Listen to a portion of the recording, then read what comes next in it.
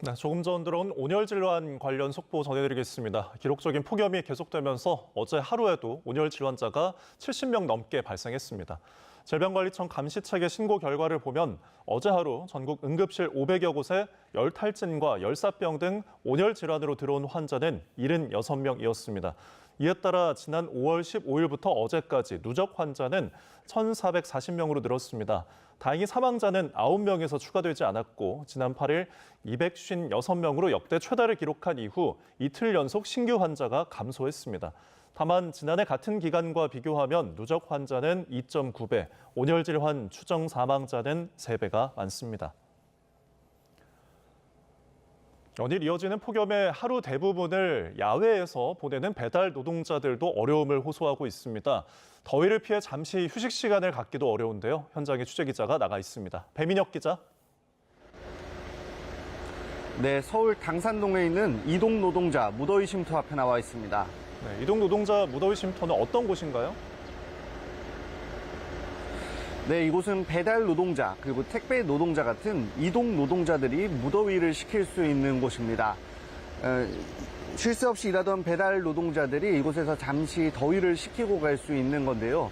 실제로 조금 전에도 늦게 점심을 먹고 잠깐 쉬러 왔던 배달 노동자들을 만날 수 있었습니다. 제가 잠시 쉼터에 들어갔다 나왔는데 에어컨이 틀어져 있고 냉장고와 시원한 물도 준비되어 있어 배달 노동자들이 더위를 식힐 수 있었습니다. 노동자들은 대부분 시간을 야외에서 보내는 만큼 이런 장소가 절실하다고 말합니다.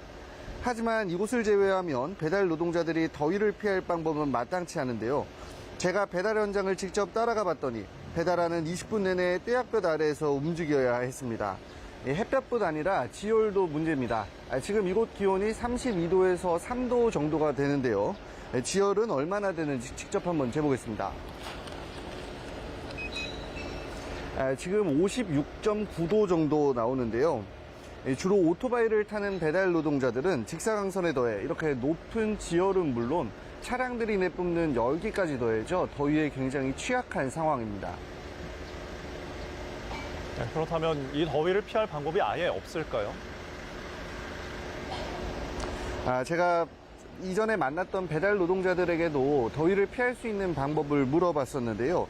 이 노동자들은 요즘 오전부터 더위가 시작되는 만큼 마땅한 해결책이 없다고 전했습니다. 이야기 직접 들어보시죠. 오후 3시에서 5시가 가장 더운데 지금은 아침 11시부터 더워요. 그러다 보니까 한시만 돼도 사람이 녹초가 돼버리더라고요. 그냥 말 그대로 그냥 힘이 다 빠져버리더라고요. 다리에서. 그래가지고 어쩔 때는 막 오토바이 타다가 헛구역질이 나오더라고요. 이런 상황에서 무더위 쉼터를 이용할 수 있으면 다행이지만 배달 동선과 겹치지 않는 경우 일부러 찾아가기는 힘든 상황이라고 노동자들은 말하는데요. 여기에 폭염, 폭우 등 날씨가 안 좋을 때는 일시적으로 배달 수입료가 올라가 일손을 놓기도 쉽지 않은 상황입니다.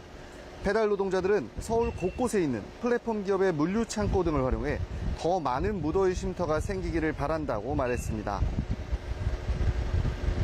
네, 이런 가운데 배달 노동자들의 노동 환경을 개선해달라는 요구도 나왔다고요?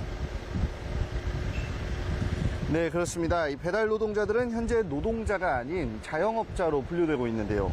이에 따라 최저임금 보장 등 노동자의 권리를 충분히 보장받지 못한다는 지적이 꾸준히 제기되어 왔습니다. 이 배달 노동자들은 일부 플랫폼 기업들이 노동자와 아무 협의 없이 야권을 변경해 배달료를 삭감한다고 비판하기도 하는데요. 하지만 야권에 동의하지 않으면 배차 차별을 받을 수 있어 어쩔 수 없이 불리한 야권에 동의할 수밖에 없다고 말합니다. 그런 만큼 정부가 나서 배달 노동자들도 노동자로 인정받을 수 있게 해달라고 요구하고 있는데요. 배달 노동자 노조인 배달 플랫폼 노조는 오는 16일 총파업을 통해 최저임금 보장과 노동자 인정 등을 요구할 계획입니다. 지금까지 서울 당산동에 있는 이동 노동자 무더위 쉼터 앞에서 YTN 배민혁입니다. 네, 전국적으로 불볕더위가 계속되면서 바다의 수온도 올라가고 있습니다. 남해안 양식장에서는 고수온 집단 폐사 우려가 커지고 있는데요. 자세한 내용 현장 취재기자 연결해서 알아보겠습니다. 이명준 기자. 네, 경남 거제시 동부면에 나와 있습니다. 네, 양식장에서 고수온에 대비해서 어떤 대비를 하고 있습니까? 네, 제가 나와 있는 곳은 경남 거제 양식장 인근의 작은 부두입니다. 취재진이 살펴본 양식장은 조피볼락 등 양식 어종 90만여 마리를 키우고 있는데요. 조피볼락만 40만 마리 정도를 키우는데 고수온에 약한 어종이라 폐사 우려가 나오는 상황입니다.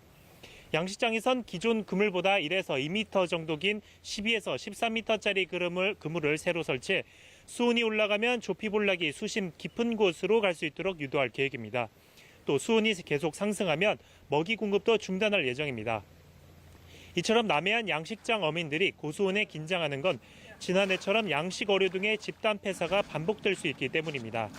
지난해 고수온으로 경남 거제 등 경남의 6개 지역에서 어류만 2,800여만 마리가 폐사했습니다. 이런 가운데 올여름 남해 표층 수온이 평년보다 1도 높을 거라는 전망도 나왔는데 이미 남해 등 곳곳에 고수온 예비특보나 주의보가 내려진 상태입니다. 오늘 오후 3시 기준 경남 남해안 수온을 보면 낮은 곳은 20도를 조금 웃돌았고 높은 곳은 28도 가까이 됐습니다.